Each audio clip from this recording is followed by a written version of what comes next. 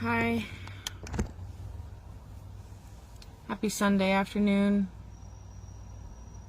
I wanted to, after my video yesterday and being super angry, I wanted to kind of give an update. Let you guys know that we are okay. Everybody's okay. Not everybody. There were some people hurt. Somebody was whacked in the back of the leg with a baton. The woman who saved our little girl is healing. She's lost some feeling in her hand. The projectile item that would have smashed my baby in the face hit her in the arm, and she it most likely hit a nerve, so she's resting. And there was some burning and bruising, some blisters. I just can't even imagine what my baby would look like, what she'd be going through in the hospital right now if it slammed her in the face. For anybody who knows me, I'm not new. I'm not new to this. Hey, Audra. I know it's absolutely disgusting, right? It's just crazy. I'm not new to Antifa and their antics and their tactics and the things that they do. Antifa has been harassing our family and trying to get my husband fired for over 5 years now. They've been a part of our life since before it was cool to talk about Antifa.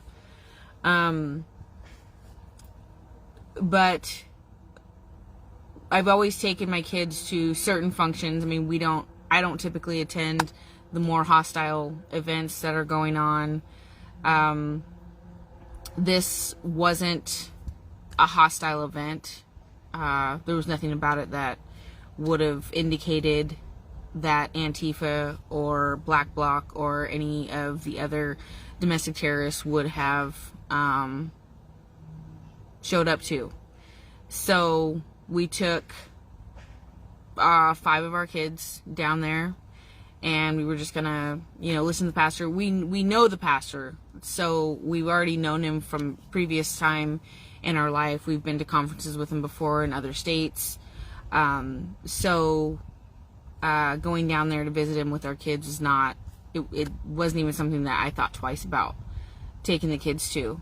During the day, just, there was nothing that indicated it would be a danger. And then, what was interesting is, before the event even started, this totally caught us off guard. So this would, I'll explain why I was so angry. Before the event even started, we just kind of had walked up and we were just mingling among each other, saying hi, meeting some new people here and there. It was kind of like when you're at church and they're like, turn around and shake somebody's hand or whatnot. It's one of those things where we were just kind of hanging out before the event started. Nothing had actually started. And then all of a sudden, out of the blue, the first, I don't even know what to call them. I guess they call them flashbangs, but whatever hit my friend sent shrapnel flying. So it was more than just a flashbang. Anyways, that was the first one that hit, and that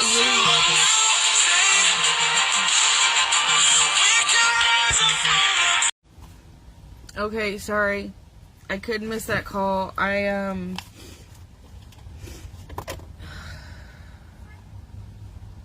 just had a pretty emotional conversation with an officer, so I don't remember where I was. Where did I leave? We were all standing around, and it really threw me off because this wasn't an event that you would expect them to show up at, and the explosive devices came out of nowhere, and they had their chant going, no KKK. And somebody else said that they were saying Hail Satan, which I'm not entirely surprised by. And when I looked to my right, I saw this formation. They were all in black from head to toe. Not unusual for them. But they were less sloppy than your basic Antifa group of kids. So, then they started throwing the paint, the feces, the rocks, the eggs. And it's funny because they had two little girls, not little, but they were petite girls down in the front, you know, videotaping. And these girls, I mean, they think that they're really fighting for something big by calling us white supremacists. And this is what's happening is they can call any event white supremacists, and it gives them a free pass to just abuse us and treat us however they want. And people are so unaware of what is going on that they agree with it. And it's so far beyond the media has made it, has lied so much. And if you tell a lie enough, it becomes the truth, right? So the media has lied so much. Joe Biden saying that this was an idea is just, that Antifa is an idea, is just absolutely bizarre to me and ridiculous. So the reason why I was so angry and I was so worked up in my video is because as I looked around, it wouldn't be that difficult to storm these horrible human beings and tie them up and leave them. They're cowards. They're absolute cowards. They don't value anybody's life but their own. Just to see them wearing something that says Black Lives Matter makes me want to throw up.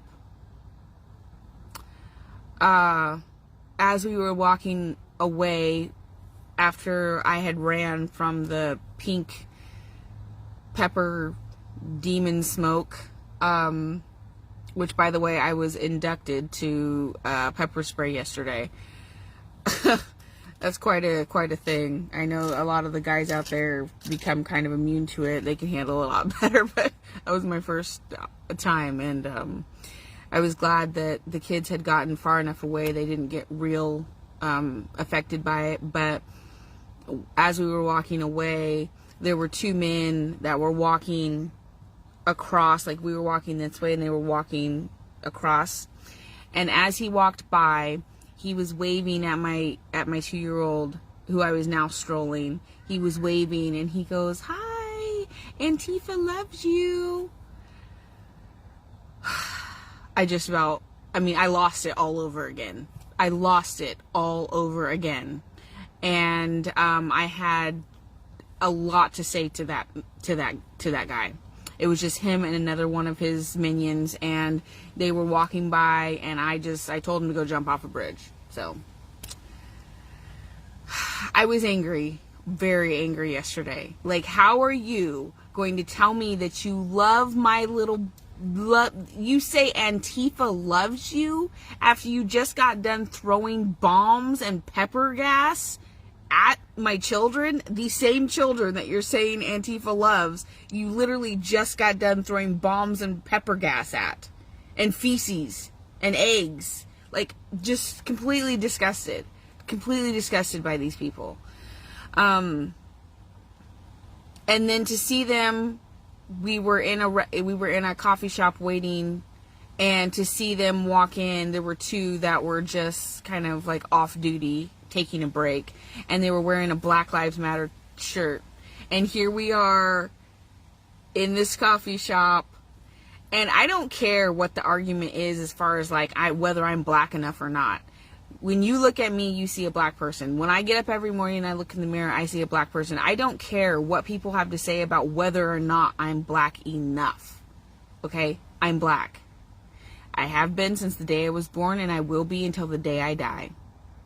And these people have the nerve to wear a shirt that says Black Lives Matter after they literally just got done.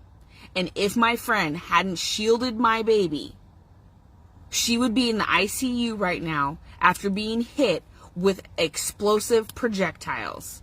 And then you're telling me Antifa loves you. I'm like literally I just was so filled with anger yesterday, and then looking around and seeing so many people unaware of what's going on. And the fact that everybody wants to try and make me believe, not everybody, it's the liberal crazies want to make me believe that they're just an idea and that they're on my side and they're not white supremacists and they're not racist. They're all of that. Every single encounter that I've had with Antifa has put my life and my children's life or my children's life at risk. One of them in 2019 was spray painting. We went downtown during the day. Nothing was going on. We went downtown minding our own business. They sought us out and came and started spray painting 3 feet or 3 inches away from me. And he kept getting closer. So the spray paint was going in my kid's face because they're lower to the ground. And so I stepped in front of them, and he said that it was my fault because I was down there. There was no other place that he could be spray painting. It was my fault that I was down there, and I was a bad mother for bringing my kids down there because he had to be spray painting whatever he was spray painting, which there was a ton of places for him to be spray painting. It didn't need to be 3 inches away from my kids. These are wicked individuals, wicked, horrible human beings. The goalpost always moves. They are fighting for who knows what. They're just fighting to have the right to be bullies and intimidate people. And seriously, we need to learn how to hogtie these fools up and leave them for the police to come pick up, because this doesn't make any sense. So, that's how this goes. What's up? Here, let me see her, because at least she's happy and smiley. Huh? And this is, no, it's my page. And this is who our friend saved yesterday. Thank you. Thank you. Thank you so much for saving her. Truly a blessing, because if you hadn't been there to shield her, she would most definitely be in the hospital right now. Seriously disfigured. After what happened to your arm. Probably seriously disfigured. So, it's sad that we can't even go to the park and listen to a pastor. We can't now tonight. Who knows if it's going to be dangerous, you know? Like, we didn't expect that. We didn't expect that. And it's supposed to be a time of worship tonight and prayer, and not even sure if that's going to be safe now. And it's frustrating. It's really frustrating that people won't stand up and come out and fight against that.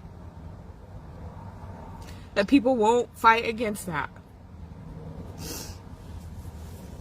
It's frustrating that there's not more people out there who will come out and stand.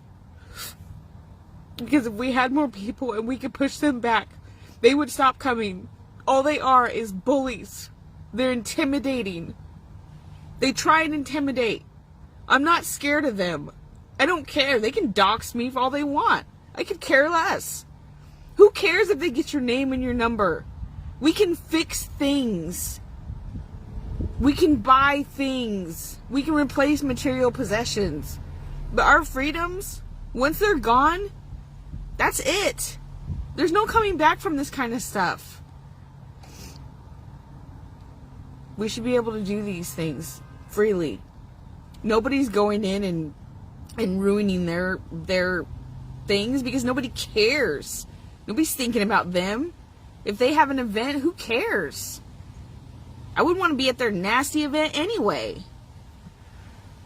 But I want to be able to go to my event without them showing up, hailing Satan, and throwing bombs. It's ridiculous. If my kids hadn't been there yesterday, I would have done a line drive right into the middle of them. So, and by the way, there's sex offenders there. There's sex offenders in the midst. Sex offenders. Yeah. And they shouldn't even have been within distance of children to begin with. It's no wonder that they're masked up, because they're already criminals. So, anyways, I want to come on and just kind of give an update. We are okay. We're doing well. And I filed a police report, and I can definitely see why people don't want to file police reports. But you know what? You need to get out there and do it anyway. If you were hurt, if you were affected in any way, whether it was just the pepper spray or anything, get out there and file a police report. File a police report. Please, just file a police report. Keep them pouring in. We need to keep doing this. Because they are racist domestic terrorists. Racist domestic terrorists. Antifa, Black Bloc, and anybody who is affiliated with them are racist domestic terrorists. They are not just an idea.